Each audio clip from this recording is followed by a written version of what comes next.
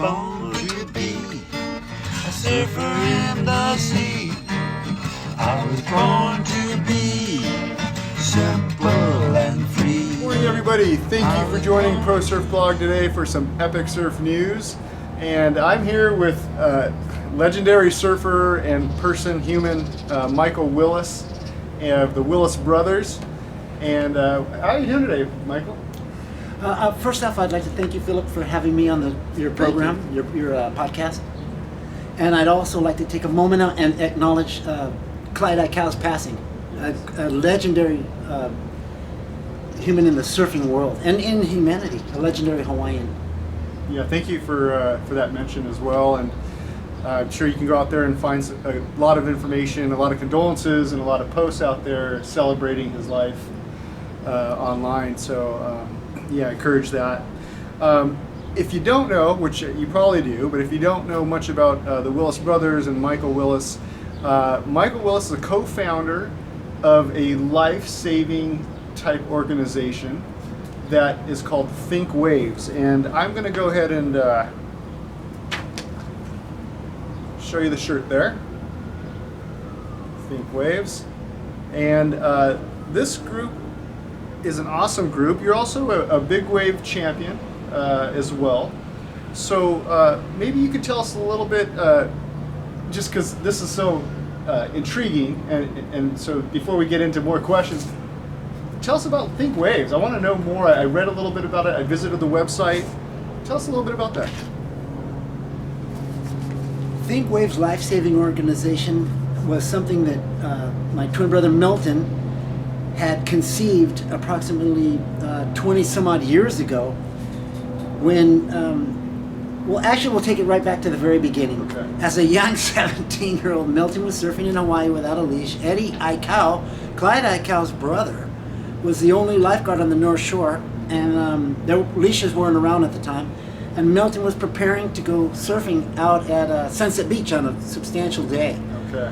And Eddie, being akumai, which is intelligent, smart in Hawaiian, realized, looking at this young 17-year-old that he had never seen before, going out at Sunset Beach with no leash, he told Milton, and that's the responsible thing to do, he goes, "Hey, blue out, white in, don't forget, I'm not going to be here, nobody's going to come get you." So what he was referring to is blue out is the dark, deep channel waters, Okay. deep blue, and that's the rip current going out. And white in is the whitewater going in. And so Milton took Eddie's counsel, and out of 25, 30 years surfing on the North Shore, never had to be rescued, although Milton did receive a life-saving merit certificate from the City and County of Honolulu for successful rescue. Okay. Bringing it up to date, at some point in time, we got into teaching surfing, and we were doing it in Sunset North Shore, and then we were doing it in San Diego simultaneously. And there was a drowning that occurred on a guarded beach in Encinitas during guards on the beach.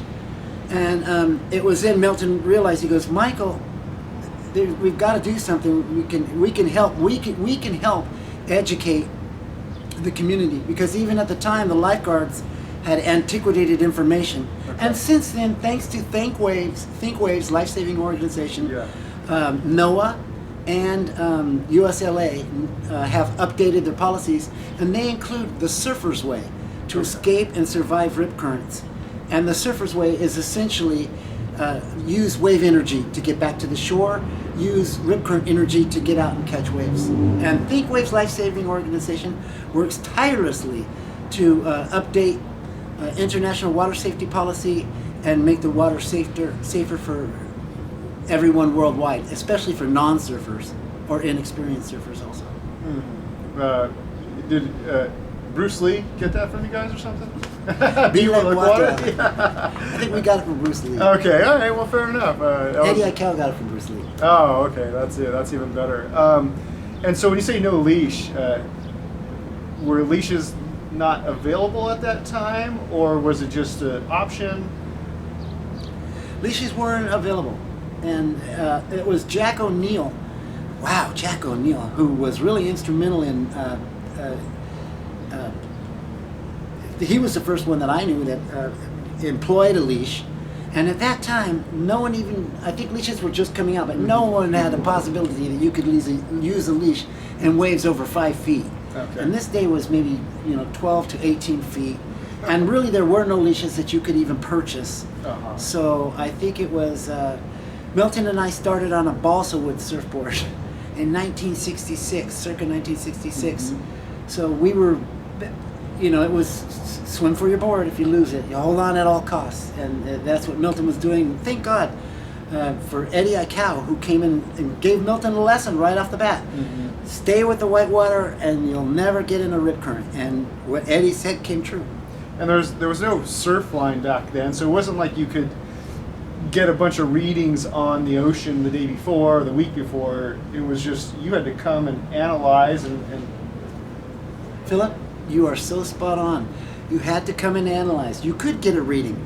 If you were a seasoned salt surfer, you would look and you'd see that the interval of the swell, the clouds in the sky, which direction the winds. If you were a salted surfer, you would get a reading. But a lot of times, that swell in Hawaii can come up in an hour's notice. Right. And that's what happened to Dickie Cross. Okay. He ended up getting caught on a huge swell and couldn't get his way back in, tried to paddle to Waimea, and the histories tell us he'd never made it. He drowned. That's too bad. Yeah, well, that's a good thing that you got to actually get your foundation and your message to up the ladder up to places like NOAA. Very difficult. Very difficult. Milton and I faced a lot of resistance at first. We started out on the community, Okay. working with community, and then we saw the need to work with the lifeguards, so we engaged. We were not received enthusiastically, Sure. so we went up the chain to the lifeguard captains, and Milton had arranged a meeting in San Diego with all the 7 California lifeguard captains, lieutenants, and hires. Okay. And I went in looking like myself, and Milton was with me.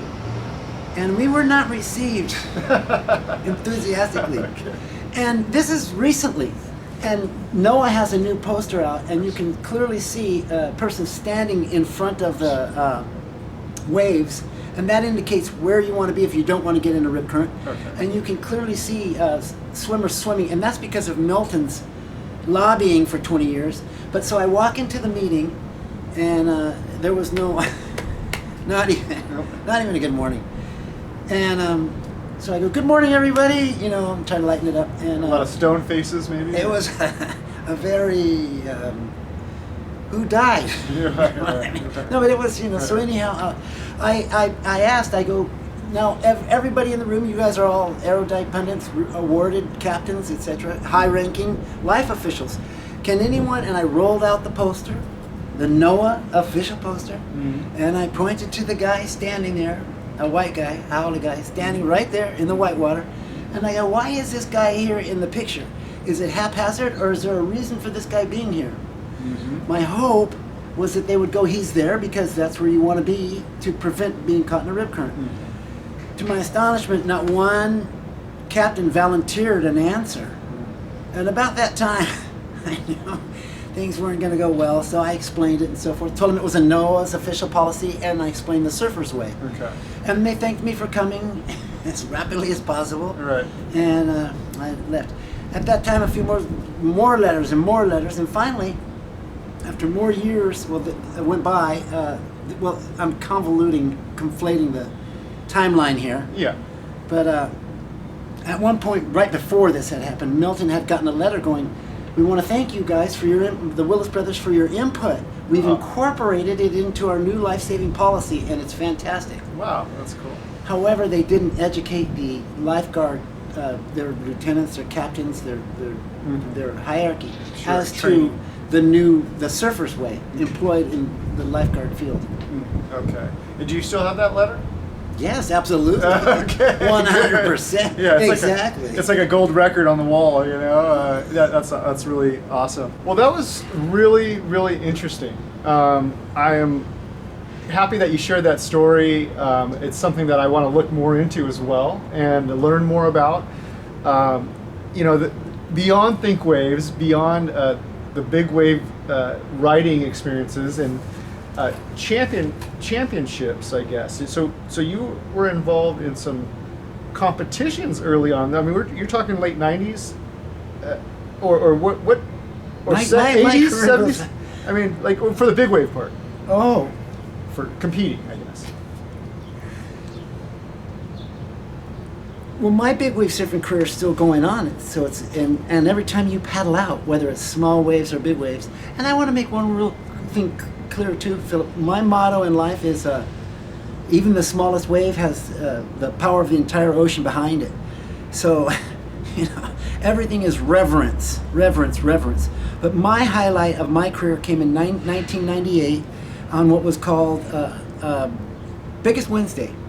And it was on an official code black. And there's only been one code black in Hawaiian history.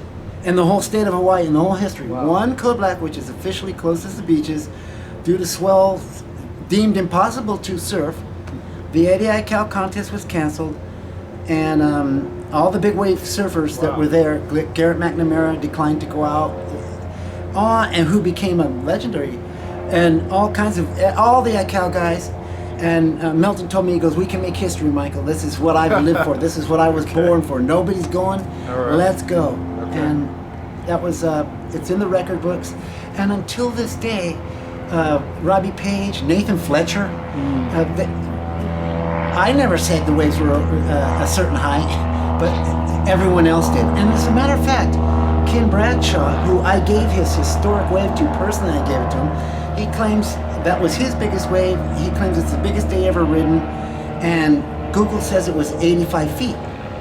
And Milton and I were out there surfing the 85-foot waves, and I gave Ken his wave of his career, and then Milton and I went further out to a spot we named the Devil's Garden, or Devil's Garden.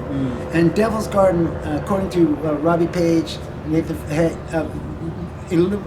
expert authorities on surfing, was well over 100 feet, has never been exceeded, and is the biggest waves ever surfed in history.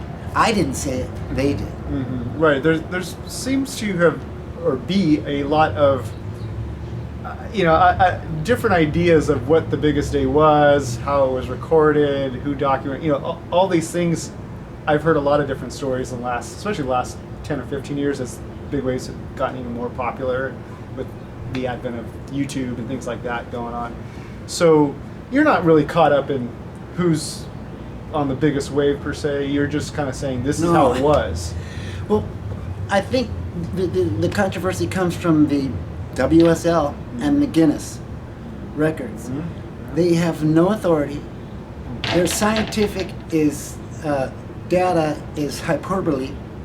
It's no merit, and there is not one authoritative expert big wave surfer that gives Guinness records any credibility whatsoever.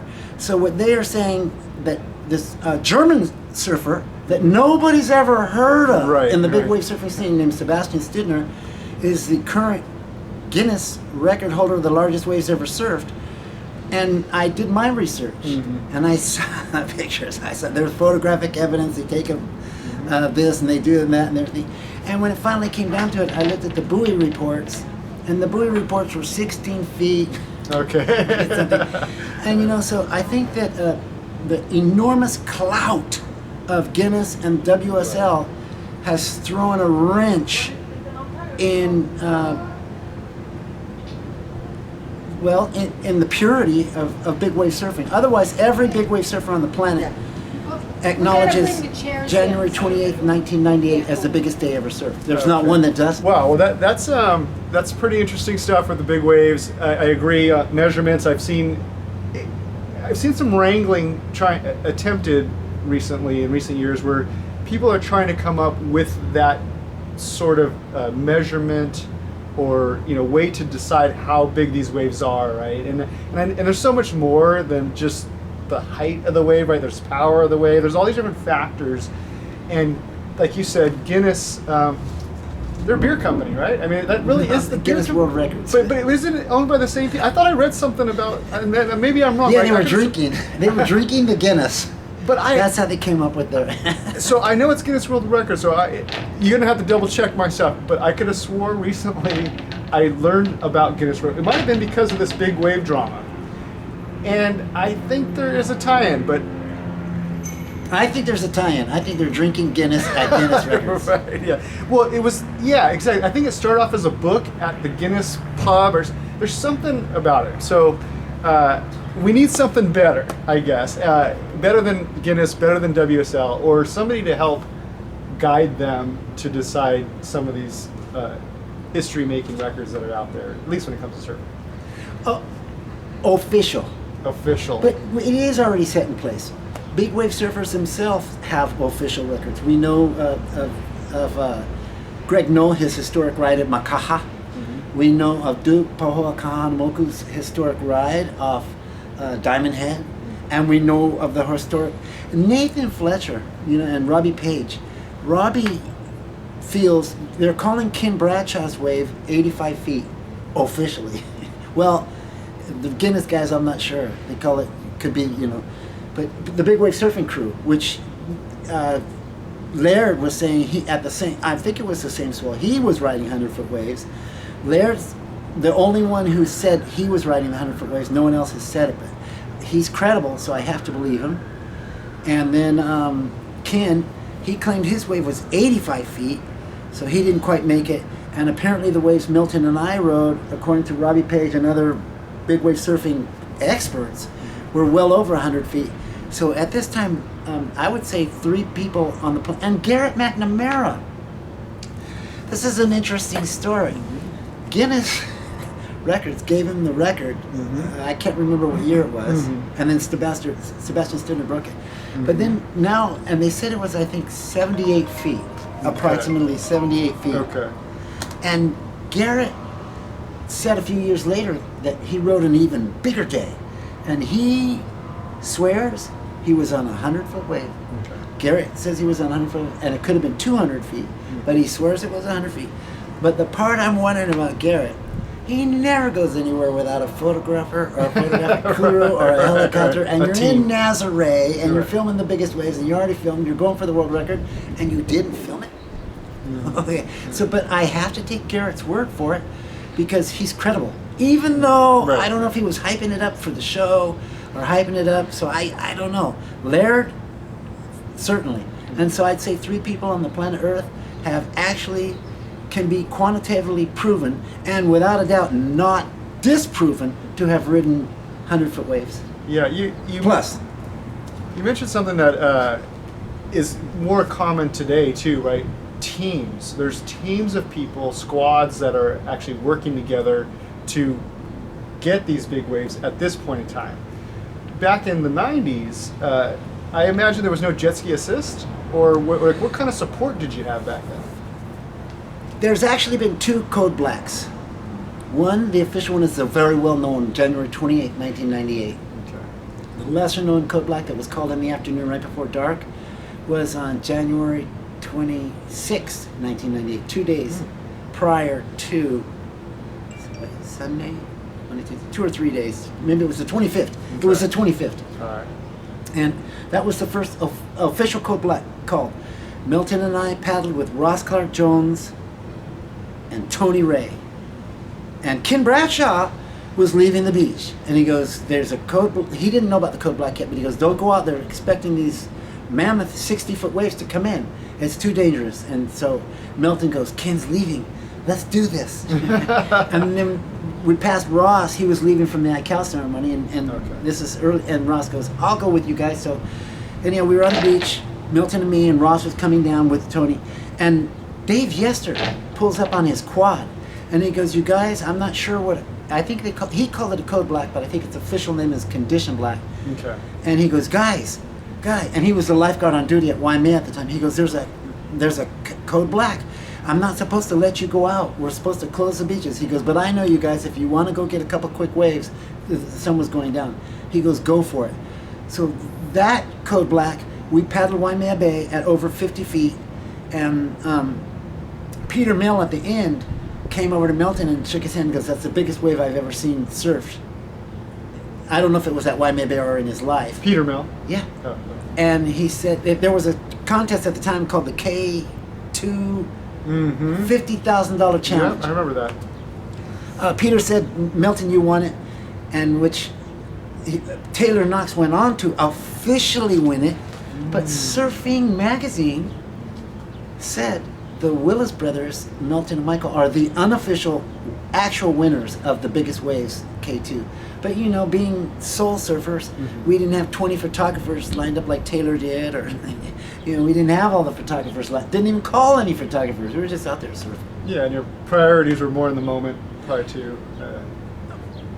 I hand it to these guys. They want to make a living off of what they're doing, and that's why they have this. And I applaud it. Right. But yeah. we were just out there, more of a spiritual quest. And you know, like you said, limited amount of lifeguards on the North Shore at the time, and even Well, Milton, that was when there was only one, and by the time we were doing this in the '90s, they had a nice staff. The lifeguards had really built up. You had Derek Dorner, who I've done. He's assisted me on several rescues. Derek Dorner, and you've got Terry Ahui. You got Joe Galanko was the early one. Yeah, they've got a great lifeguard staff now, and it was built up in '98. They had it built up. They weren't using jet skis at the time, but the second code black, condition black, Milton and I used jet skis, and we launched off of Sunset Beach. And Barack Little didn't go out, Garrett McNamara didn't go out. The best, in my opinion, didn't go out. But we launched off of Sunset Beach, right where Devil's Garden is, and that's another story. Yeah, and even if, even if they had a larger staff at the time, I mean, no one's going to come out there and get you. That's what I was It's gonna illegal say. to go surfing. You're not supposed to be out there. That would put lifeguards at risk. Right. I'm not expecting anybody to come get me. As a matter of fact, I'm not expecting anybody to come get me. That will put other people at risk. Yeah. Okay. Got it. So yeah, there's a lot going on when people talk about big wave surfing. You know, once you get past 25 feet and more, it really gets to a whole different ballgame. A 6-foot wave could take a surfer out. A 2-foot wave could take a surfer out. That's it. Yeah. The smallest wave has the power of the entire ocean behind it. Boy, you better be sharp on every wave with the same respect of a 100-foot wave plus a 1-foot wave. Boy, have respect. Yeah. The same respect. Yeah, for sure. I've gotten some of my biggest wounds on 3 to 4 foot day probably. It can happen. So, I did a little bit of research before meeting today with Michael. Outside of all this in the water action, I found out that you spent some time as a journalist. Obviously, you guys have written a book or two as well. So you did some journalism. So that really put me on the spot today. I'm like, oh, okay, I really have to come correct today to try to, get up to snuff of what you're probably used to doing or working with. So what kind of journalism did you do? Was it surfing or was it unrelated? I love this. Well, in addition to 7 books, and 2 of them, one is Discover the Greatness in You, the other one is 100-Foot Wave, the official book. Milton and I both were columnists for the Del Mar Times and the La Jolla Light. And we worked, both of us, for 7 years, every week. Never missed a week. And I also write for different periodicals, Surfing Life magazine, different magazines worldwide, Trip in Brazil. And I was really proud. We took a surfing column and we extended the values that you can get from surfing, the inspirations you can get, the lessons you can get, and broadened the audience so that it wasn't just this guy won the contest this week and he was wearing this wetsuit. It was more like you fall off your board, this guy, and get up, to inspire, educate, entertain. And I was very proud of our columns for 7 years. The pay wasn't equal to the effort per se. Not that I ever did it for the pay, 7 years straight. But there comes a point, but that was very rewarding. More than the pay, the rewarding was people coming up and going, I learned so much, or one woman was, I want to use yours for my marriage vows. You're calling on the love of surfing. I want to use it for my marriage vows. And our columns ended up being taught at universities. University of Nazaré in San Diego and the University of Wellesley on the East Coast. Oh wow! Columns that we had awesome. written. And so yeah, you were humanizing surfers. Yeah, I hope so. Okay, that's story. good. Yeah, there's always a lot going on behind every surfer that we probably take for granted as we're just out there negotiating waves with each other. So I wanted to bring, so that's a little bit about the background of Michael here and Milton, of course. Me as somebody who's just a surfer who wasn't really paying attention to a lot of the things going on around me for quite a bit of time, and I moved to Oceanside. I recall seeing one of you, I think yourself, jogging up and down the boardwalk. Yeah. And as a surfer, you kind of, you got this peripheral thing. You're paying attention, but you're not paying attention. You're just kind of, I've seen this guy, I've seen you running by. And what happened like for years is that people kept coming up to me, surfers that I surf with, who were encouraging me to continue doing what I'm doing with surfing content, would often mention your name or the brother's name and saying, you should really interview these guys. And I was like, okay, sure. But I didn't really know. And life isn't always, that straightforward for me to, get out there and hunt people down. But, I took it, I kept kind of just putting it in the back of my head. And then, a couple years later, I saw you jogging again, but this time you had somebody else with you. And I looked and I think my first thing was like, hey, who are these guys, jogging over here? And then, you guys had the long hair, dreads, I think. And so my first thing was kind of like, me, like lightly like that, nothing major. And then I paid attention a little more and I'm like, God, these guys are really fit. I was like, okay, and I still didn't know that you were the people that people were telling me about. Oh, that's so funny. But I was like, man, but these guys are really fit. I'm like, God, these guys. I didn't know what you were doing in life or what your deal was, but I was like, just again, cataloged it in the back. Just people you see around town. And then, in more recent years, it kind of kept coming up, and then people would, and I finally started putting it together. I'm like, okay, yeah, I know who you're talking about, right? I know, and so I just wanted to say that of like, one, I've seen you guys trying to live healthy, stay in shape. Seeming pretty humble. At the time, I think, because this was a little while back, I'm over 50, so my references are a little old, but I was thinking like, who are these Milli Vanilli looking guys, running down the So, a little humor there for you. I like it. But really cool. I'm really glad that the world has brought us together to have this conversation, and just the way it's unfolded in my life has been really natural and organic, which is cool. Yeah, exactly. So that was really all very enlightening and a really good background. And so I'm not going to go too much into the other parts of the beginning of your surfing and things like that. I know there's different podcasts out there that you guys can find out some of this information out. But yeah, as you mentioned a little while ago, you started as 10, 11-year-old, Balsa board, things like that, Cardiff Reef. Sure. Kind of heard that kind of stuff online. So I want to go to kind of a middle kind of question from that point, which is, when did both of you start charging? And my definition of charging would be, going from, hey, we're surfing, this is fun, to, hey, let's get in the car, or let's get on our bikes, or let's get with people that are going to take us. And charging could be, to me, 5 foot or bigger. I gotcha. Right? Like, so when did you guys maybe start to feel that, like, we want to charge? When did you get that? That is such a beautiful question, Philip. I love it. That is wonderful. Okay, so I started out on the Balsa. I came and got Milton. We had one board. That wasn't even our board. Mm-hmm. And then later on, Milton talked our father into getting us boards. Mm-hmm. So we went down, put $5 on some boards, and I walked out of there later on, 3 months later, with everybody was getting rid of their longboards. Mm-hmm. A longboard at the time was you couldn't even touch it. You're getting rid of it. So I walked out of there with my little longboard, and Milton had his little longboard, and we were riding our whitewaters. We quickly traded those in for 7-foot boards about 3 weeks later. and we're riding the whitewater. And one day Milton comes and gets me at Georgia's, right south of Cardiff, and he goes, Michael, come out here. So that was the very beginning. Okay. And then we were very into surfing. I didn't think about charging. I was just learn to kick out and ride those outsiders. And we met a fellow named Andrew Smith, and another fellow named Kit Horn, who is was a legendary, very instrumental in tweaking the brain. Because Milton and I had gone down to Windansea to see it. It must have been 5 or 6 feet, and it was too overwhelming. And we told Kit Horn, man, that Windansea is just and he goes, you guys could do that easy.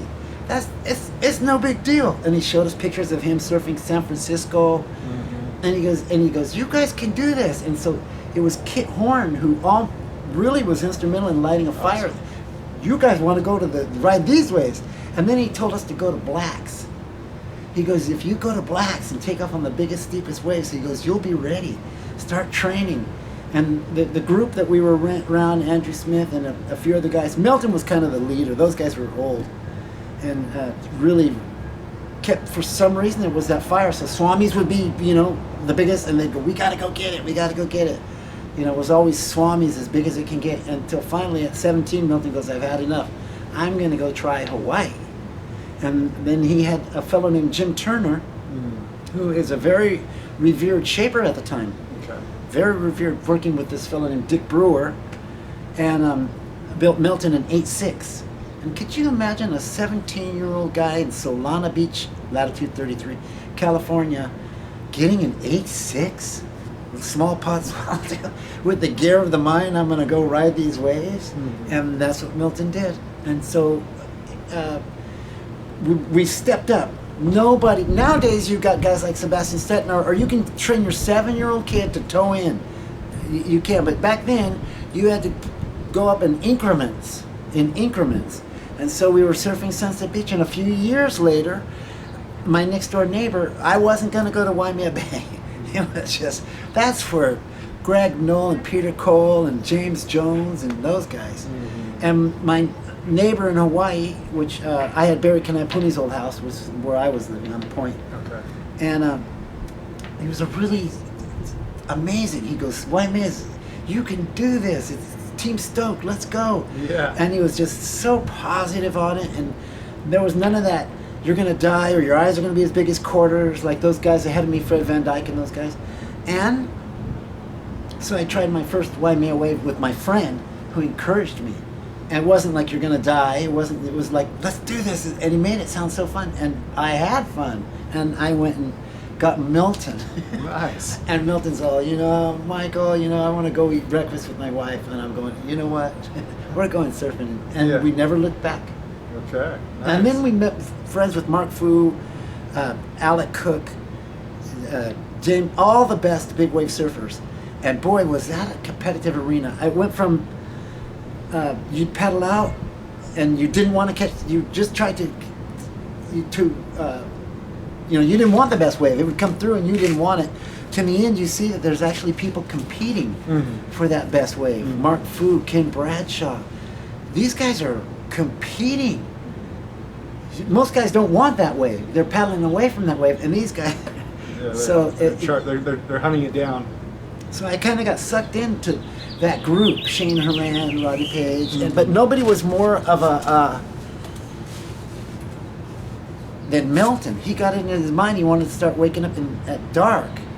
So he'd go, Derek Dorner was pretty good too, but he at dark, so we'd go down to Waimea Bay, you'd get the weather radio, it'd say it's going to be 25 feet in the morning, and we'd be down there at 5 o'clock in the tower, winter, because and freezing, and then Milton would see a shooting star, and you go, I'm out there. There's no way I'm going out there in the middle of the dark. I know it's going to be light in 40 minutes. Freezing, like 60 degrees or where? No, like 68. But in the relatively, breeze. relatively. Yeah, you're acclimated, so it's cold. In the dark. Yeah, for sure. So you started charging that. That was a little before, like you said, Hawaii, local stuff, and then you transitioned, took charging to another level. In increments. Years. Took years. years. When we did January '98, the biggest Wednesday Code Black, we were 40. Okay. And it took that long Right. to be able to comprehend and even to accept the challenge. You got to remember all the young guys who were 25 and 30 who were invited into the City of Honolulu, Garrett in his prime, Brock Little, they didn't go. They said, "No, we don't want anything to do with this." In the past, it took years Right. of dedication, focus, persistence to reach a level to where you could even comprehend doing it. And now, thanks to my twin brother Milton, guys like Kim Bradshaw, guys, Laird Hamilton, Derek Dorner, these guys now know that it's possible. Yeah. Where before it was deemed impossible. Well, I think what something that I've noticed just on a regular surf size level is that, like you said, the advancement of surfers, justified or not, I think has a lot to do with the advent of YouTube. Because people can watch this, they can see it happening, they know it's possible, they can study it, they can train, they can do all these things at night, weekends, and show up to a spot and actually get out there. I mean, for myself, you know, I used to be happy when it was 4 to 6 foot, because then it would clear out and I could get, you know, more access to more waves. And I mean, 4 to 6 foot day now, it's like, it's crowded every beach, right? Philip, you have a really good point there. Now that I think about it, you brought it up. Now I can honestly say my affection for bigger wave surfing came from living on the North Shore and surfing Pipeline, Sunset Beach, Laniket. And if you surfed it from 15 feet down, man, that was just so competitive. It was just not my. I want you to catch the wave. You know what I mean? But once it got over 20 feet, once it got over 25 feet, man, empty. Mark Fu was surfing hammerheads by himself. Milton and I were surfing outer Devil's Garden by ourselves. Who Jamie Sterling is a current old guy now, big wave surfer. He said he got Devil's Garden. And he said it was double the size. They were surfing log cabins. This is just a couple years ago. He said he went. You remember what the Willis Brothers said? He went and got Devil's Garden. He goes, "You're right. It was double the size." Wow. Yeah, that's amazing. Now, you know, fast forward, right, in the last 10 years, you hear big wave surfers griping about, oh, there's all these people now. And it is. and it is. I can't believe it. I know, You it's look wild. at that, and you got a packed lineup with helicopters, lifeguards, radios. Yeah, I'm excited about a lot of people, you know, more people being turned on to surfing, engaging in surfing. You know, I think what you hear from probably longtime surfers, maybe more disgruntled ones though, is, you know, I think people kind of long for some sort of certification or way to figure out, for safety reasons, for the safety of the person, the lifeguards, and then of course anybody else who might get impacted by a collision or something like that. But yeah, I don't know what the way forward is for all this, but it's exciting to see surfing become that popular and so many people benefiting from the activity. I'm excited for that and how it's going forward. So yeah, we'll see how all this plays out, you know, in the real world, if you will. So these days, let me back up. When did you start? You kind of mentioned it a minute ago. So you started charging. When did you start training specifically to benefit your surfing? Like, was there a point? That's a good one too. Yeah, there was. Milton's always trained. I think he's up to 1,200 push-ups a day. And I don't know how many, he's always trained. I haven't trained quite like that as discipline. But again, it was my neighbor. His name was John Thompson. Okay. And we were living at Sunset Point. He's still there. But Nice. he would come get me and he'd go, "We're going to go swim Waimea Bay. Then we're going to go dive these lava tubes." So you hold your breath and you go into these black holes until you figure your way out, and then you come up the other side, you know what I mean? So we were swimming, diving, and then Kit Horn had trained me a little bit, but it was Kit Horn had trained me a little bit, but it was this fellow John who made it all fun, you know? So we're going to go, you know, it wasn't like we were training, but we were training. Yeah, you were training. Yeah. We were training. You know, I loved it, holding my breath. And then, you know, they got into, about that time they were starting to run on the bottom holding rocks. Yeah. But I knew from Kit Horn, the idea is to slow your heart down, to make your heart almost stop like a turtle, and really to conserve your oxygen. So it's nice and slow. Everything I did was nice and slow, no speed, and no running with rocks underneath at Waimea Bay. But that's how it was. Okay. My neighbor, and that's my story. And that was how long after you got to Hawaii was that roughly? Oh, right away. I was positioned right there. He lived across the street from me. Tom Eberly, the famous shaper, was right up there. Pat Rawson, I was living with Pat Rawson for a while up on Pupakea, which was great for shaping. And but he wasn't really surfing too much. But the training, it all came natural right when I got there. I was there to ride. I wanted to ride some waves. I didn't realize when I first got there that I wanted to ride 20-foot waves. I thought if I can ride a 15-foot wave in Hawaii, man, my dream came true. I actually did it. That's awesome. But once, you know, I did that, my mind was, man, I can do this. Anybody can do it. But I was with the right crew, the crew that made it fun. Let's go, you know. It wasn't, because the guys right ahead of me, Fred Van Dyke, Greg Noel, Ricky Gregg, they really tried to spook each other. And I could see how it would be spooky. You know, his eyes were as big as plates. He was afraid. Wear yellow shorts so when you dribble, nobody can see it. You know, they were, those guys. Fear of God in you. I think that still lives on, that situation, scaring people who are maybe not quite ready for whatever level. Are you sure you want to do this? Yeah. The shoulder's over there if you want to move down that way. Well, they don't tell you, hey, you can do this. You got this. You're the same as me, and here's the takeoff spot. Take the extra paddle. You know, a little guidance helps from the right hands and the right guys. For sure. Yeah, for sure. When you have a nice little group of friends and things like that push each other. And, in positive way. Yeah. Healthy competition. Yeah. So what type of boards are you surfing mostly these days? I'm sure you're switching them up, but what's your kind of fun, this board, I want to grab this board? Well, this is, I can answer it directly, but I'll tell you a quick little story. Milton and I got into teaching surfing. And we used foamies to teach surfing, and hardboards too. But I remember one of my kids came back, well, it was a teenager, going, you know, I was riding my foamy and these people were making fun of me. And the people were making fun of you, huh? Open-minded guys. So, you know, from then on I went and I got that foamy, and I went out and I rode that foamy. And you got guys like Joel Tudor who are totally anti-foamers. But to me, so I mostly ride a foamer unless I'm going to ride substantial waves. And then I won't. But otherwise, to me, it opened... Surfers are not the free-minded thinkers that we think they are, the free-spirited liberals that we think they are. Surfers are a lot like sheep. When the leash first came out, everybody was...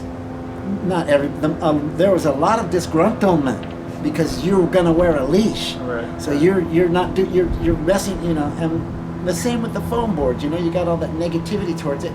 But the foam board was one of the things that opened up surfing to people who didn't want to be so hardcore, that didn't want to get hit in the head with it, to little kids, to older people, to overweight people, to adoptive people. So here in Southern California, when I'm surfing in Southern California, even Malibu, which is one of my favorite waves, I like a standard foamy. Awesome. Yeah, that's really cool. I really like the foamies, for the adaptive surfing. Yeah. I've seen beginners. I mean, there's no sense in banging yourself up just trying to figure out the first 1, 2, or 3 steps of what you're doing. So, I think foamies are awesome. I think they're hard to turn. At least the older ones are, for myself, are hard to turn. I know they've come out with a bunch of, kind of hybridish foamies, which are pretty cool in the last, 5-10 years. I know like Positive Vibe Warriors, and then some of these different people have kind of like that slick bottom, and they're a little more foiled out on the rail, and very good boards. Yeah, I pretty think it's cool. Mayhem. Oh yeah. He built a really good one. There's some really good ones. And Jamie O'Brien rides a foamy at Pipe and rips it. There's some really good Mayhem, I believe. Right. Jamie O'Brien, for sure. Came out with an excellent foamy. Yeah, he's breaking all the stereotypes, Jamie O'Brien, with how he rides a soft top. And that's important because that helps surfing to grow. Before it was only 16-year-old guys with white hair, or and now it's gone international. There's so many more women, so many more youth, so many more older people. It's a beautiful thing. Yeah, I dig how many more women are in the lineup these days. Makes the lineup more peaceful. It changes the whole it changes the whole dynamic. I mean, you still see people who are trying to regulate people all the time, but women and kids, I think it's a great thing. I mean, I get enough waves in my time, Yeah. and if there's somebody, and well, some of these women are better than me. A lot of them are. But kids, if I see somebody trying to Cheer them on. yeah, and I try to encourage them sometimes to come out a little farther. Come on, Yes. I see they're trying to be careful and respectful and not infringe upon or don't want to get yelled at or something Yes. like that. And so sometimes I'll see if they're doing that, having a good time, good vibe, and they're being respectful. I know it's just they're a little timid maybe or worried. You welcome them. Why don't you come get the waves right over here, And That's the aloha spirit. And that's the spirit that Duke Pahoa Kahanamoku had said. Awesome. I read what he had said. He goes, you know what? I encourage these younger guys. Give them a break.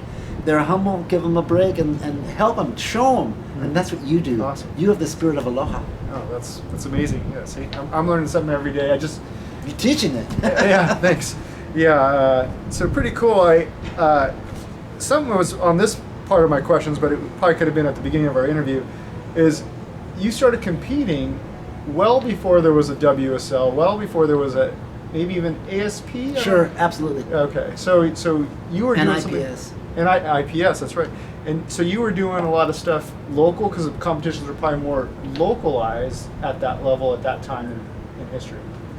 All amateur, and Felipe Pomar, by the way, was the first amateur world champion, but it was called the WSA, Western Surfing Association. And Milton couldn't get out of the heat. And my other friend couldn't get out of the heat, and they were both better surfers than me. Milton and I have a lot in common then. I don't know how I got out of the heat, but I got highly rated. I think I was number 5. I can't remember exactly. And I got to go to the United States Surfing Championships Oh, cool. in 1974 in North Carolina, Hatteras, which Ricky Rasmussen won. And I drove back with Jay Adams, the Dogtown boy. Yeah, I know. Yeah, Jay Adams. That's That awesome. was a quite a trip. We broke down outside of Las Vegas. The car was heating. It was. And then later on, pro surfing came about, which pro surfing really needs a lot of help right now. But I think my biggest claim to fame was beating Dane Kealoha and Johnny Boy Gomes in the heat at Sunset Beach. Oh, that would be a memory to keep hold of for sure. Johnny Boy Gomes. I mean, did he bark at you at all, or did he No. breathe heavy at you, or it was just a fun competition? Or No, it was a professional contest. It was a pro class trials. But then I did really good at Sunset Beach. It was just I lived there. But then they moved the contest to Lania K, and I fizzled. yeah, Keep it at Sunset. I had some more big wave stuff that I might come back to. I know we talked a little bit about that, but I wanted to make sure I talked about some shaping stuff with you a little bit, because I know you spent a lot of quarter time in the century shape room. shaping. In the shape room. Yeah, that's cool. Now I'm not going to get too deep into I it. love shaping. The deeper the better. Okay, Shaping's all my right. field. I love it. All right, so, and I know this answer could be a longer one, but what was your favorite board design to shape? Like, I mean, obviously you're shaping all kinds of stuff. I know you've been in it since before a lot of these features were invented. So, like, as you're shaping and stuff, just the feeling of what you're doing. Is there a certain kind of shape or design that you're like, oh man, I'm glad I got this order, or I'm happy to work on this particular board? Yes, and by the way, I love that. So my 3 favorite boards to ever shape. I started shaping at a very young age. Milton went and got a planer for me from a guy named Peter Sprague, who's a virtuoso guitar player. He's a rich kid. Had a planer, sold it to Milton. Okay. And I ended up getting a job at Sunset Surfboards, which was at the time very renowned, Ed Wright, who had worked with Surfboards Hawaii. And I started shaping, and Sean Thompson was coming on the scene. He might have been a year older than me. He was riding a 6/8 round pin or something. And so that round pin, I love building those round pins. And then the little 6.2, I must have made 3,000 or 4,000 6.2s. I mean, they were just so easy to build a 6.2 little square tail, you know. And how far back was that? Like what years roughly? 77. Wow. Okay. So that must have been exciting. It was exciting for the riders and shapers together. Oh yeah, because although I have my thoughts, but my all-time favorite boards, which I'm most known for, is big wave guns, and Dick Brewer influenced me, and another fellow named Mike Croteau. So I have a note about him, Mike Croteau, and he was an underground shaper you had mentioned before. Mike Croteau stood 6'4", had shoulders that couldn't even fit through a door, and he was as wild and an amazing surfer, a power and a black belt, and just the craziest guy, and one of Dick Brewer's proteges, and he helped me a lot. We were shaping partners. We shaped in the same room, but he was another one. Me and Mike Croteau and Dick Brewer. I think Dick Brewer, Mike Croteau, those were the two guys that influenced me, but nothing beats building a board for big waves that you're going to paddle into. Nothing can beat it. I know the width, the thickness, the rocker, the recipe. I built a lot of boards for Mark Fu, who was my contemporary and a beautiful big wave surfer who I felt, was a great guy to go surfing with. And actually, I even built Mark Arcalupo a big old board one time. He said it rode like a skateboard.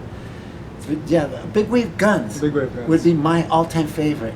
Okay. All time. Cool. That's really awesome to know. Out of your favorite boards, is there a particular part of the board that you really tend to focus on or enjoy getting it, just like you like it? Like, so for example, are you shaping boards? Because you got it. You got it. No, I spend a lot of time with the shapers trying to get my boards, and I enjoy the process. I don't know much about it. I have to be honest. I should know a lot more at this stage, but I'm very intrigued by it because there's a lot to what goes in to what I'm doing or any surfer's doing when they get out to the ocean. So I am trying to build my own personal knowledge over time. So some of these are my biased questions here. So. Mike Croteau and Dick Brewer tuned me in on rocker. So I feel very comfortable, yes, with rocker. Outlines. Okay. I'm very, very comfortable with outlines. It's kind of like even a longboard or a gun or a little board all have the same basics of success, just slightly rearranged this way or that way, wider, the curve. It's essentially just a curve. You're building a curve, and you work off that curve. The exciting part, I think, for a lot of shapers, including me, would be rails. 50-50, 80-20, down rail, egg rail. Rails were always a fascinating area. Rocker, basic. You need it real straight through the center. I mean, you need it straight through the center. Outline, the rails are the ones that I think have the probably the most variable that all shapers look at and are always refining, constantly refining. But yet there is a formula that works with rails too, that once you find that basic formula that works, then you can adjust it to what you want, but you never leave your formula. You can adjust it up or down, the rock tail in or out, but your curve line always remains true and pure. Your rail line always remains true and pure. So I've missed a lot of experiences surfing boards before my time while I started surfing. And so now, fast forward, I'm actually trying to learn different kinds of boards that have less rocker, that have less this and that, all these features that I've been tied to. Don't get me wrong, I still love rocker, I still love rake on my fins, and I still have foil on my rails. But there's something to be said about learning all these different shapes, including a soft top, which doesn't have some of these features. So that's just a block of foam. Yeah. Rounded off. Yeah. And some rubber fin stuck on it. Yeah, and I've seen a couple backyard shapers around town who, when they're starting, they come with a glassed board that's kind of a block, and they're surfing it though. I'm like, okay, and they're trying to kind of test probably what they're learning to shape at the same time, and then their boards start changing over the years and getting more refined. I'd like to say, if anyone is listening that loves shaping, Yeah. there was a shaper who actually worked for Milton and I on our Willis Brothers surfboard brand. His name was Mike Diffendiffer. Okay. And Mike Diffendiffer, who world renowned, look that name up, world renowned, he once said, you can tell how good a board is by how it paddles. If it paddles well, because once it's on a wave, it'll pick up the glide. If it doesn't paddle well, it's not going to be gliding well when it's on a wave. So that was one of the best tips. And I told that to Wayne Lynch, the incredible shaper himself and surfer. And I saw him a few years later at the Scott Bass's board show. Yeah. And Wayne goes, Boarder. Michael, I always remember at your backyard in Sunset Beach, you told me about, that paddling. And so I go, yeah. That's really awesome. important. How well the board paddles. Yeah, the boardroom show. You got to check it out. I went there a number of times back in the day, pre-COVID and post-COVID. Really, really cool stuff I've seen over there, from the vendors to the live shaping, to the people walking around just enjoying it. The music now and Sacred craft. sacred craft. Yeah, very, very awesome. Very, very cool experience. So I encourage people. Del Mar. It's still at the fairgrounds. So People come in from all over the world. Yeah, They right. really do. I was surprised. Yeah, What a people turnout. I've met people surfing up and down the coast who were here because of that because of that show. So yeah. Good job, Scott Bass. Yeah, for Scott keeping Bass. it going and giving some attention to shaping. Yeah, and you surfboard can hear builders. some of his surf reports. He's on KPBS and a couple other things. Scott Bass, he's pretty involved in a lot of different levels of surfing. So yeah, a lot to learn there if you look him up as well.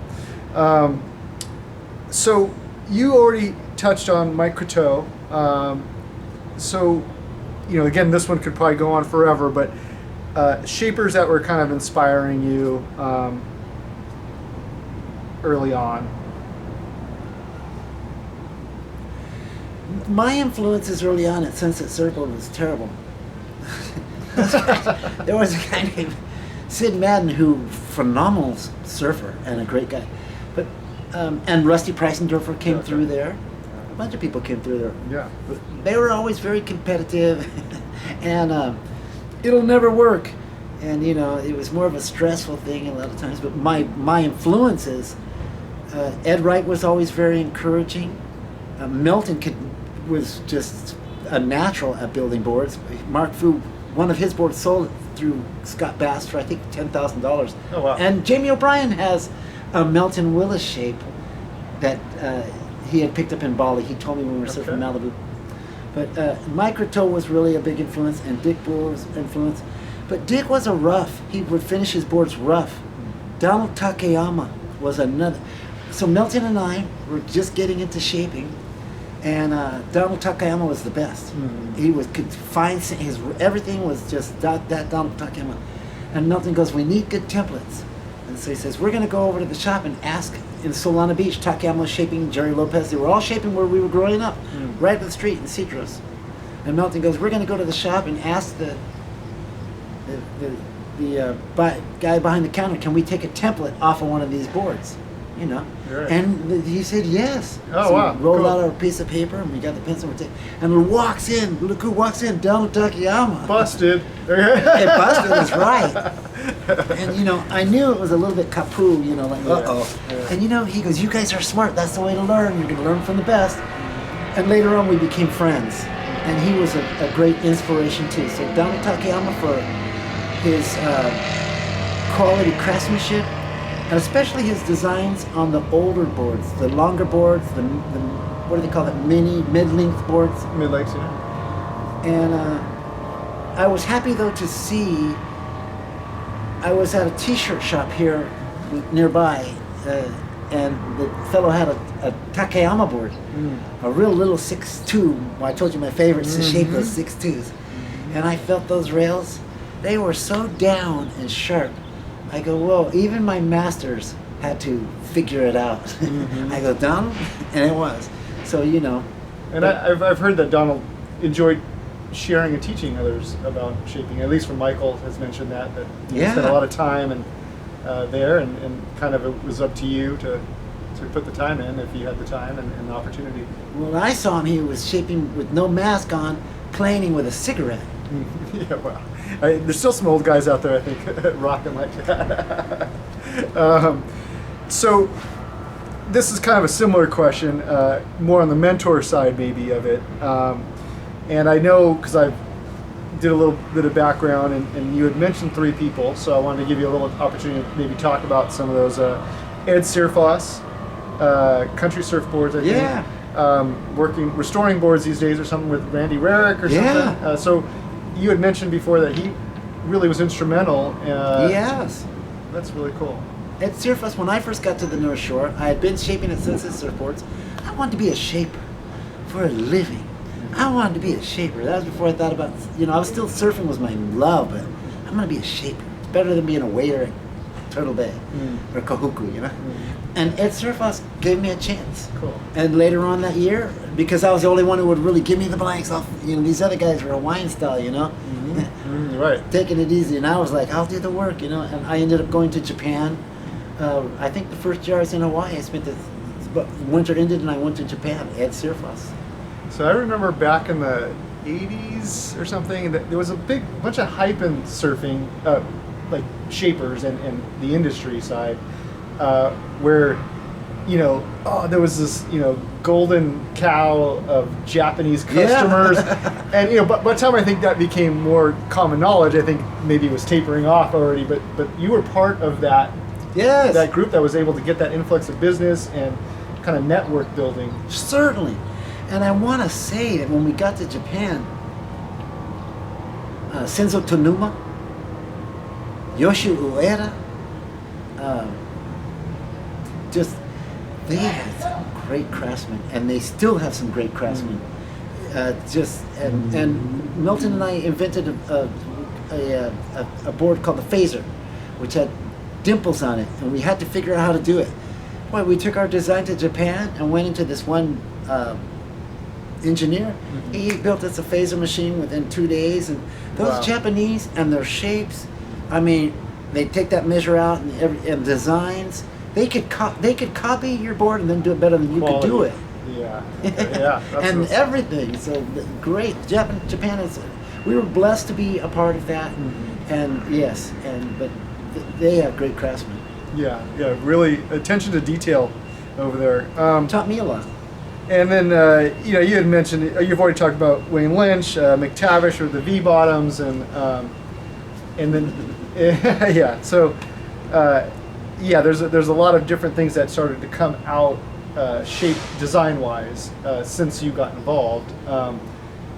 Were there some of those newer things that were coming out that you did take on, that you said, hey, I like that, I like this? Or how did you kind of engage or adapt with that changing landscape?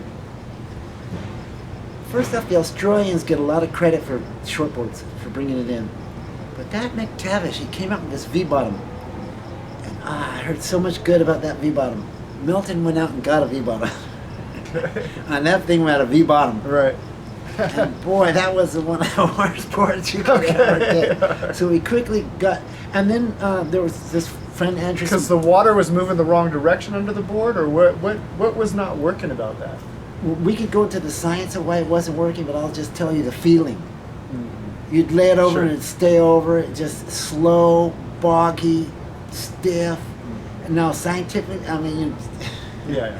But it was, Dick Brewer was on fire at that time. He was coming up with mini boards and going with more flat bottoms than those V bottoms. Everybody got off those V bottoms like instantly. And it was Dick Brewer and Mike Henson who were building down rails. And that was a very big part of surfing. Now it's laughable, like, you change the shape of the rail. But that really helped surfers to advance beyond. Jerry Lopez is surfing a pipeline with those Brewer boards and later on his own boards. But that was key, and that's more the direction for me. Okay. It just seemed everybody was going faster on flat bottoms. But they were, and surfing more radically. Put a little curve on the tip of the board, so you can make this elevator drops. Yeah, see, that's why I love the rocker. It's late At the tip, takeoff. on the tip. Yeah, late takeoffs are too hard to let go sometimes. So, yeah. Again, fan of the rocker. That's pretty cool. That's pretty enlightening. Sunset Surfboards, Craig Wright, Ed Wright. I listened to, like I said, I listened to some of your stuff there. Building your first shaping here place with scrap wood. I mean, so you guys just kind of built this life and lifestyle just kind of hands-on, like every step of the way, it sounds like, which is pretty The same awesome. way the original guys did it. Dick Brewer never really had a factory. Mike Diffin never had a factory. Kurto never had a factory. Takayama, he put it together, but Milton put a factory together. But yeah, we started out in that cosmic 66, circa 66, where it was, you don't want to do surfing contests. That's the establishment. Everybody should build their own surfboards and, be your self-expression, and so, Henson with his dolphin and those tie-dye shirts, and that was a really expressive time in surfing. That was really just beautiful. Culturally too, just outside of surfing. So it seemed like a lot of things were kind of working together in the world. Yes. Well, that is really cool to get a little bit of understanding about kind of your shaping history, right? Which kind of coincides with your surfing history. Now, if we fast forward all the way to today or recent times, surfing is going through a bunch of things. And when I say recent times, probably maybe the last 10, 20 years, but really in the last 10 years, there's been some stagnation. There's been a bunch of attempts to reinvigorate the sport. There's been a lot of outsiders coming in. There's been global things happening outside of surfing. So with this whole kind of new landscape, there's maybe 3 or 4 things here I want to kind of throw at you and see what your take is, because you got that long view kind of going on, and I'm sure you've seen things kind of cycle around a few times over history. I'm going to start off with just the longboarding thing. So my personal thing is, I mentioned I'm part of the longboard club. I want to learn how to longboard.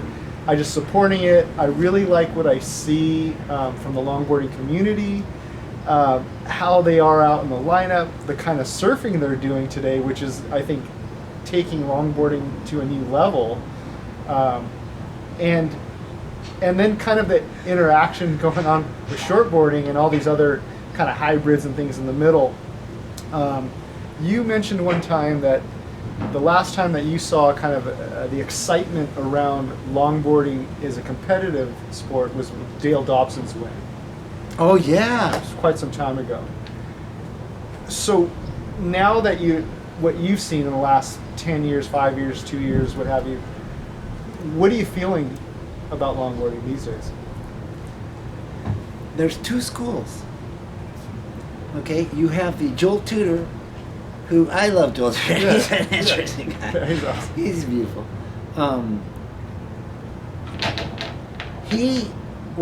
So there's 2 schools. There's a purist school, and that means we're going to hang 10 and we're going to do smooth moves.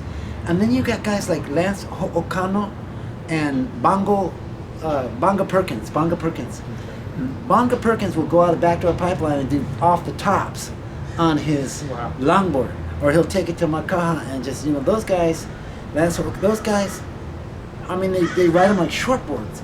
And so I think my opinion is, I like both. Mm-hmm. I love to see those guys ripping, and then I love to see Joel Tudor and some of those guys that going real smooth. I like both. Mm-hmm. But even within longboarding, there's disagreement and headbutting as to what is longboarding. Right. I mean, that's surfers for you. Yeah, for sure. I like both as well. My longboarding friends, my more pure, people who are into, classic boards, really good shapes and things like that, single fins, no leashes, and they know kind of my goal to become a longboarder, and as I'm testing things, they every time I talk about longboarding and what I'm going to do and blah blah blah, just talking smack. They like to send me like a picture of this guy from San Diego somewhere. I don't know. It's just a picture they found online, and it's this guy on a longboard with trackpad front to back, doing like an air off the thing. They're like, oh, that they're teasing me like that's going to be who I'm going to be, and I'm like, that's Bonga Perkins. Is that Bonga Perkins? Okay. And Lance O'Connell. And I always tell them like, yeah, I do. I want to be that. I don't know about the trackpad on the front, but yeah, if I could do it all. Taylor Jensen, I get an opportunity. He surfs locally, competes, and he's quietly part of, I think, those two different schools. And some people don't appreciate maybe some of his style, but man, I watch this guy surf. He is amazing. I mean, yeah, full bottom turns, hit the lip, barrel come out, still run to the nose, do the traditional stuff. Yeah. He's mixing it up based on what is happening in front of him. Well, to me, I favor that. I mean, that's just showing what a longboard can actually do. Mm-hmm. It can, if you are a good surfer, you can do anything on a longboard that you can do on a shortboard. I agree. I spent a lot of time in my youth probably heckling some longboarders. They didn't heckle you? Well, yeah. Usually they do. Well, I'm sure they were just quietly enjoying those set waves while I was groveling on the inside. I got you. Yeah. So do you enjoy? Have you watched any of the competitions online or anything like that? Like how, what do you feel for longboarding competition in the next few years? Like, what do you think is going to happen with that? I think good old Mr. Tudor. He has the duct tape, I believe. Right. I was in Huntington for the Surfboard Shaping Hall of Fame, Greek's Surfboard Shaping Hall of Fame. He invited us up there, and there was a contest going on, a big fan sponsored contest, and Joel had a contest called the duct tape. I'm not sure what the duct tape had to do with it, but I thought that was spectacular. So he's doing a lot for traditional longboarding, and I'm not sure if they cut out all that ripping stuff or not. Yeah, they changed the judging, and then it affects WS. They put it.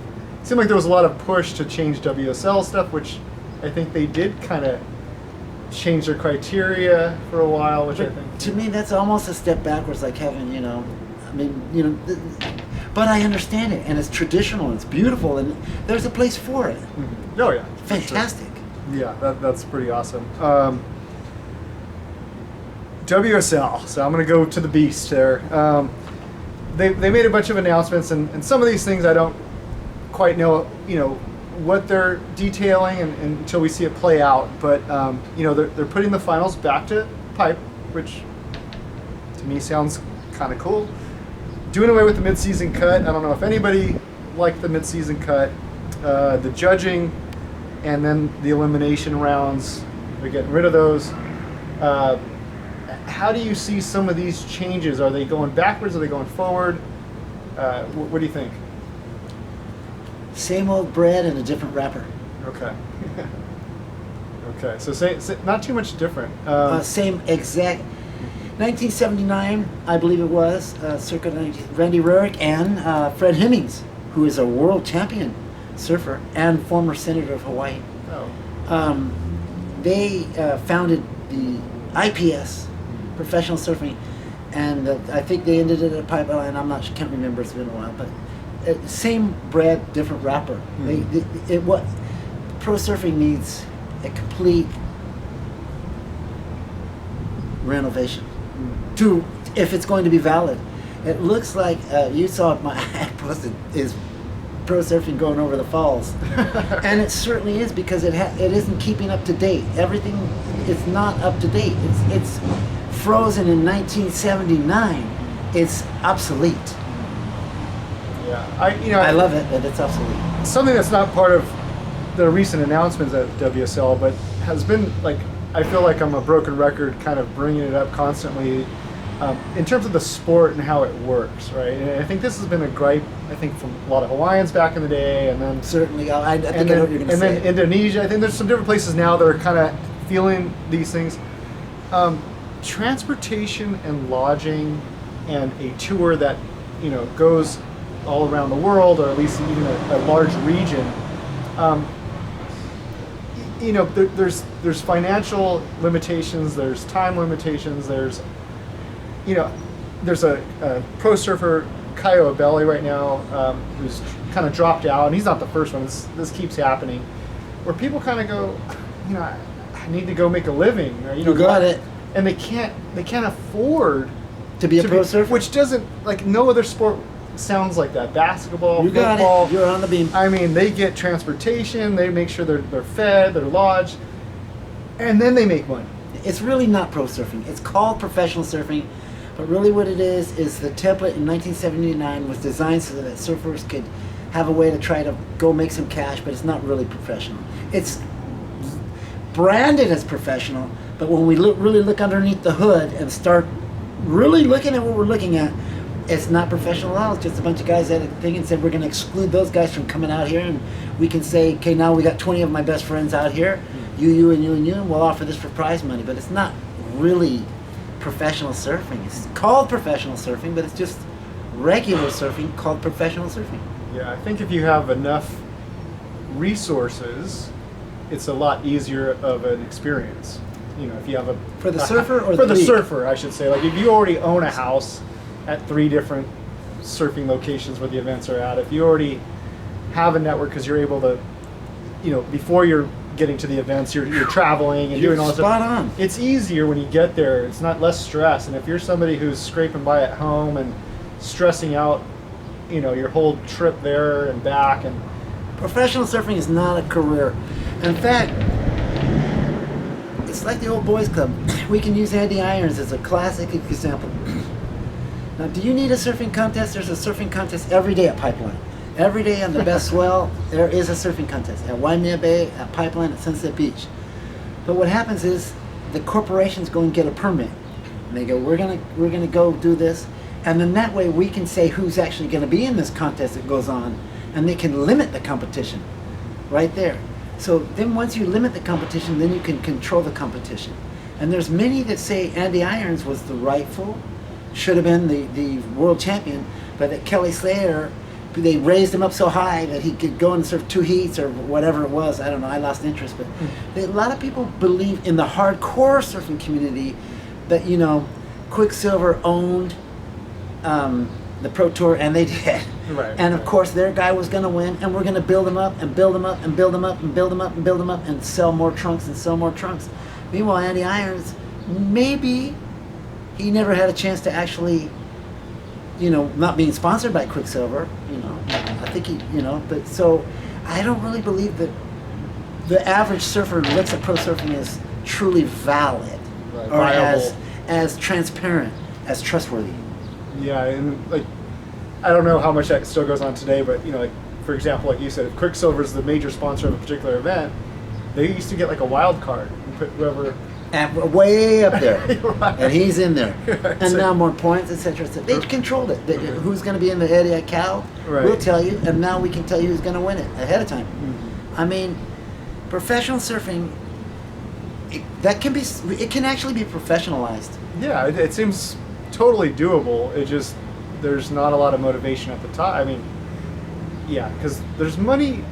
I think there's money being made, right? It started out with Randy Rurg and Fred Hemmings trying to make money off surfing, and they realized they couldn't do it, so they sold it to the corporations. And now the corporations have to decide, are they doing this for surfing or do they want to make money? And if they really are doing it for surfing, like Fred and Randy, then they're going to have to make drastic changes. And if they want to make money, they're going to have to make drastic changes. The old template, 79 template for professional surfing didn't work back then, was not respected back then,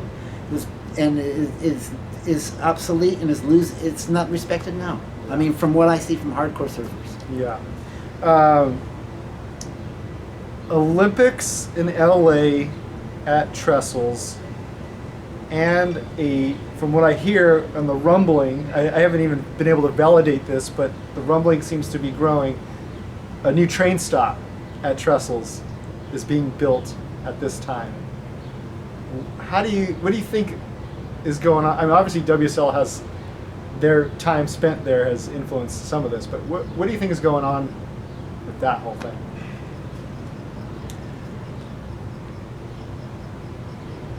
That was pretty broad. With the Olympics, with the train station, or with trestles, or all the above? The Olympics and the train station and trestles, I guess. Which is still broad, right? I think that's fantastic. Although I don't think professional surfing should ever be on public, anywhere public, because what happens is they take the best day of the year and they eliminate all these surfers that surf out there every day waiting for that one day. You know, and then now they you know, I don't think that and also judging wise, they need to put pro surfing, they need to take it out of the ocean. Put it this way, when they first started professional football, it was in a field with rocks. It was terrible. And anybody could play football anywhere. And then they go, you know what? We need to professionalize this. We're going to get an arena, clean it up, make it safe, and make it spot on professional. And we're going to get helmets and face guards, everything. Well, surfing, how can you have a professional surfing contest in an element? It's a surfing contest already, because whoever gets the best wave is the winner. But if you want to make a professional surfing contest and you want to make it transparent, you want to make it fair, then you have to do what football did, or tennis. You know, they don't play on rocky courts with gravel. They've got to. In fact, in Hawaii, the lifeguards now train in a pool. The lifeguards are training in a pool. Professional surfing, every time a guy goes out, not only does he can't make a living, but he has to risk sharks. So you're risking sharks for a career. You know, you're going to go surf in the Maldives, and now you're risking sharks. Right. You're risking coral. To have a contest at Pipeline was a bad idea from the very, very start. Take a guy like Felipe Toledo. He's the best surfer in the world. And he's trained, and he'll show you he's the best surfer in the world. And now these guys go surf Pipeline. They've been surfing Pipeline their whole lives. They don't mind dying. They'll tell you they don't have a pot to pee in, and if they can get that picture, you know, where Felipe Toledo has a pot to pee in, and if he gets an injury at Pipeline is known as a death-defying wave, a killer. People have to, in fact, they say it is the number one killing wave of all surfing. And you're going to have a pro surfing contest there for these pro surfers? Right. The guy injures, he's done. The guy dies, he's done. That's not a place for a professional surfing contest. That's ludicrous. They do that to hype it up. But what they're really hyping up is exploiting surfing. They're exploiting the pipeline. They're not exploiting professional surfing and professional surfers. What they need to do is get a wave pool circuit. Okay. And then it's safe. And then you can get these guys and you can make your own stars. All Kelly Slater is a made-up star. Right. You pump him up, you put him in the magazines, you know. Andy Irons was equally as good. Many people will verify what I'm saying. Andy Irons was equally as good, if not better. Right. And so you can create new stars in a wave pool. These kids that can do things that nobody can do. And you can have accurate judging. Because each guy goes and runs right the same now, way. there's going to be people doing thumbs down. People are going to be upset with what you just said. Certainly. Yeah. I'm on the same page. They were upset when the leash came out. They were upset when the three fins came out. Right. They were upset when, GoPro came out. These grumblers are not paying for professional surfers, and they're the same guys who are going to grumble when it comes to their spot. So these same guys who are saying, don't put it in a wave pool, well, let's have the surf spot at your spot on the best day of the year and see how you like it. Right. And then, it only makes sense that you have to have a place, an environment that's safe and sterile, like a football field, like a basketball court. They're not playing with potholes in a playground with potholes. And apples for apples, right? Like the waves are similar enough. It's not like a wave pool will be identical. Right. And you could train these kids. They will become super surfers and take surfing to the next level that we can never do in that environment out there. Because you can't have the same wave over and over and over again, practice that air and do 5 360s in a row. But you could do that in a wave pool because you could keep practicing. And so you can raise the level. These people who are surfing in pools will become super surfers. Way better than the people who surf in the ocean, because they can practice that. They already are. They get it. I already see some of the results of that training, and these kids are at a whole nother level. So the next step for pro surfing is it has to go into pools, whether people like it or not, for pro surfing. Otherwise, it's just regular surfing called pro surfing. But when you put it in pro surfing, you can create your own stars, and they also should get salaries. Rather than contest earnings, You have to make a living off your contest earnings. And Again, that's not like any other sport, pretty much, any major whoever sport. makes it to the Pro Surfing League that's going to be in this wave pool circuit should actually be paid a salary and with long-term contracts, so that you're going to surf this wave pool for 3 years, unless you get injured, you hit your head on the cement. I think they just barely got health insurance not too many years ago. That's not professional. I mean, that's wild. That's not professional. Okay, well, I'm definitely much on the same page. I still would hope or wish for some component or part of a tour that has something to do with the ocean, but I think Let me by ask and you- large it should be in a wave pool. Philip, what is the difference between a professional surfer and a non-professional surfer if they're both the same ability? What's the difference?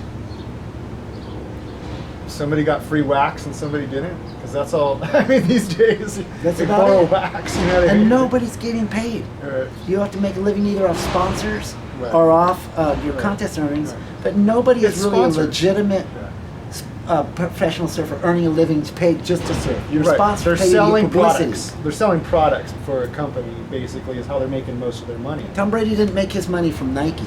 That was a bonus. Jordan didn't make his money from Air Jordan, from wherever he did. It was a bonus. Pro surfers should actually be paid to be pro surfers Yeah. and to focus on pro surfing. Now that's a real pro surfer. Yeah, I agree. So I'm going to switch tracks here a little bit. We didn't talk about the train stop, but we're It's good. I hope they keep the rate down. Yeah. And it's the more they have train stops, that's good, because people from inland, I am one to share the ocean, and that means more people can get to the beach. I know people thumbs down that too. Yeah, my my- beach, my wave, you go. Yeah, a lot of my local buddies over in that I surf with over there, they're not excited about the train stop. So I think a lot of people locals are not happy about it. And I can understand it. I get it too. I want empty waves myself, and yet I want to balance that with. Now, I want to be out there. I don't want to be the guy that you get the empty waves because I didn't get to come. So come on, you're welcome. In other words, if I'm not an Right. No monopoly there. exclusionist. I'm an inclusionist. There's bigger drama again. This goes outside of surfing a little bit, with trade and there's been, even before these current trade things, there's been kind of this also headbutting with how to get boards, where to get boards, what's the right way to get boards. So we got domestic shapers now in a situation which maybe might be tough, maybe might be beneficial or advantageous to what they're doing. And then there's surfboard materials, right? So they're kind of like, I don't think they come exclusively together, right? Because a lot of the materials are still coming from abroad. So how do you see the domestic shaper and materials, and how do you see that whole thing playing out, or how is it playing out now? Well, on the corporate end, I love the organic, soulful end. And I love pro surfing too. But I love the organic, soulful end. But on the corporate end, you've got Sebastian Studner working now with Porsche. And they're using all kinds of plastic. They're investing millions of dollars into surfboard technology. This is not your hand-shaped, local backyard guys producing surfboards. This is high-level deals. Now, I've also seen the way they measure the weight. I've seen everything that they've done, and really, it's kind of overkill, non-impressive. Back to the basics. So, how do I see it developing? I think the surfboard market was never really meant to be a market. The surfboard was never really meant to be professional. But if you want to make it a market, I mean, Takayama could only shape so many hand boards. He went into the molded boards. Skip Fry said that wasn't his business. It's not his business model. He wants to continue. I think he's retiring I this think it's year. retired. I thought he already did. but Okay, good for him. I don't know. Yeah. But he said he didn't want to do that. So I see more what Donald had, how he ended up doing his, through more molded or replications of master shapes, rather than the shaper like Matt Biolas or anybody going in there and Right. over and over again. In fact, that's a losing proposition if you want to have a family. If you want to have a family, You don't want to be a professional surfer, and you don't want to be a surfboard shaper. If you want to live in a van and travel around or on a grass shack somewhere, be a shaper or a professional surfer. But otherwise, it's not a living. Yeah. It's something you should do because you love and you're attracted to it. You're compelled to do it. Yeah, that's Finances, awesome. it's another story. But if you want finances in pro surfing, make a legitimate professional surfing platform. Yeah, And same with surfboards. that's beautifully put. I personally, I see two different pieces to this. Just being a consumer of surfboards, I have been over the last, I think forever, I've been doing custom boards. A lot of local shapers, no matter where I was at. And I don't know why. Maybe it was to get a better price. I don't remember why, or maybe people just network me. But you know, I tell this to people all the time, or if I go to a shaper, don't beat your shaper up for a good deal. You know, just pay them what they're asking, or or sometimes shapers already try to give you a deal because they feel it's built into the whole thing. You know, pay them what they want to be paid if you can, for sure. If you can, definitely you should do that. I am a fan of the craftsmanship that goes into it, and I like to spend time, which also costs shaper. I mean, a lot of people don't realize you go and you talk to your shaper for 30-40 minutes about the board you want. You come in to visit that board again, you pick it up, you spend another, I mean, there's all this time the shaper's spending with the one-to-one customer that is not actually shaping the board, right? And so I just think that, so kind of a PSA, if you will, pay your shaper. If you got the money, definitely pay them. Take them some lunch I love if you that. can. Well, here's a funny story. I was well back, Sunset Beach, Hawaii.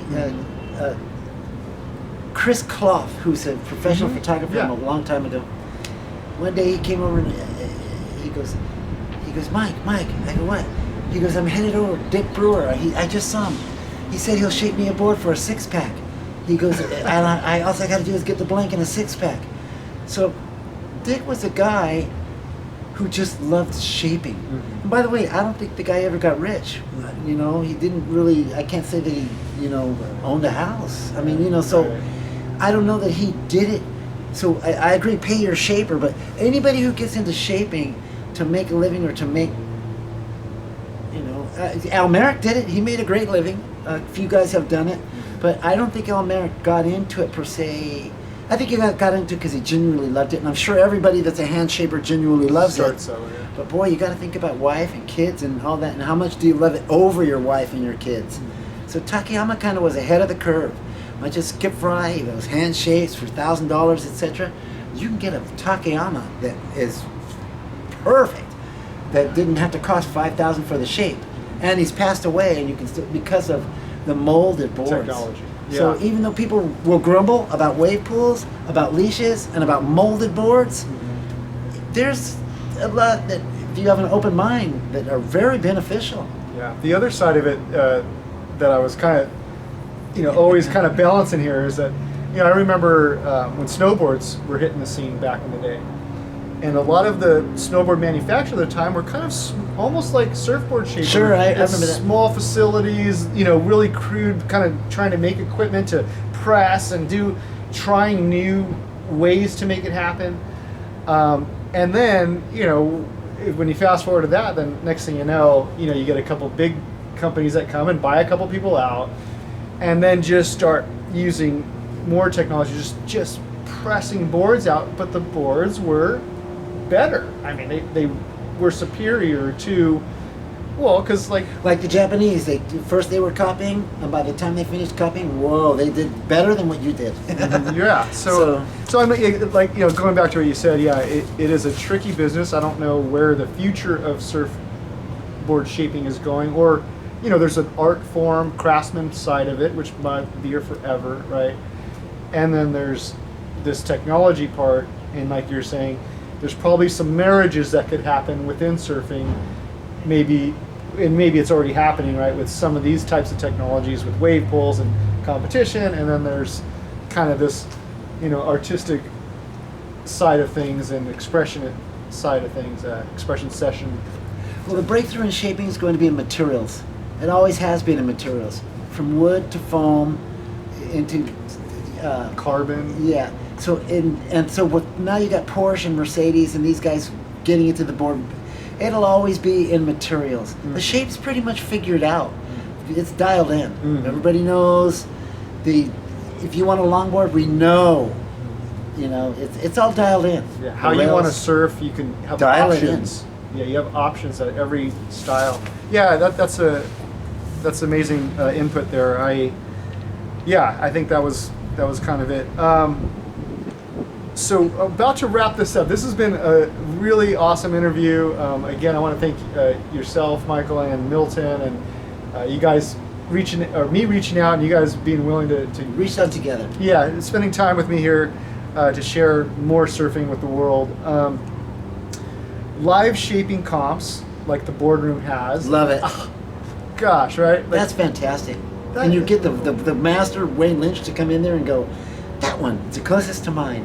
that is so cool because they're replicating, you know, and they're just kind of giving, I think they're doing like a drawing and, okay, you shaped this board from this guy. Actually, they get the best board from a guy, like say Eric Arakawa.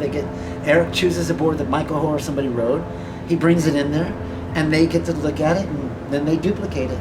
I don't know if they measure it or what, but it's really cool. Agreed. And the short amount of time. I mean, and then, you know, they're in a fishbowl, so everybody's watching them do it. And they're pros. They're pros. Oh yeah, bobbers and sinkers.